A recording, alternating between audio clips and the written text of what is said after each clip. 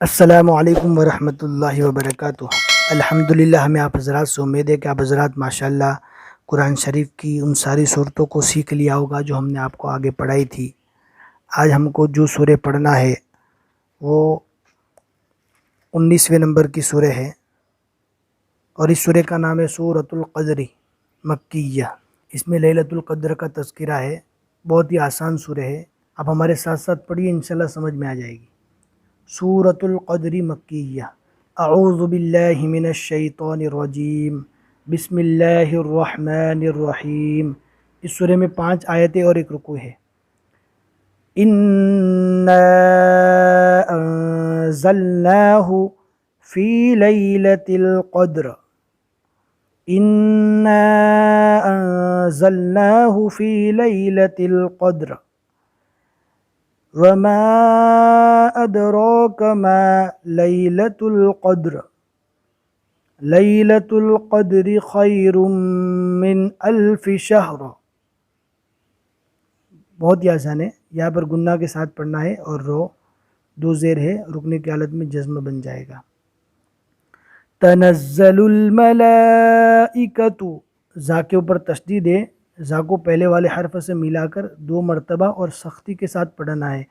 تنزل الملائکۃ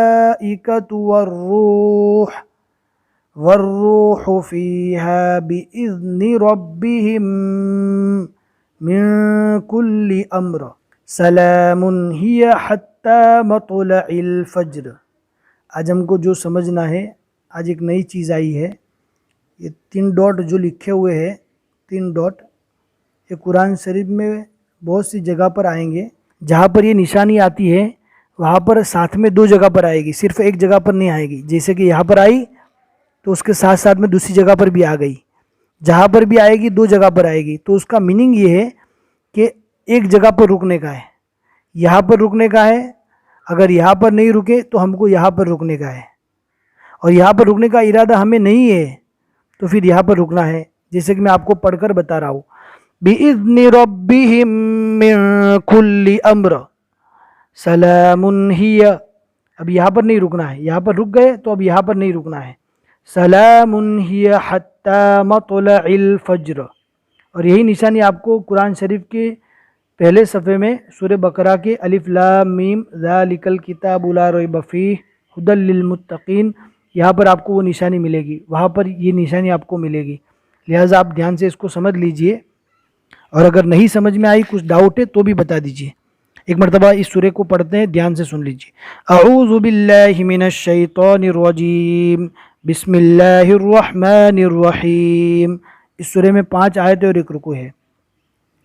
انا انزلناہ فی لیلۃ القدر وما ادراک ما لیلۃ القدر، لیلۃ القدر خیر من الف شہر۔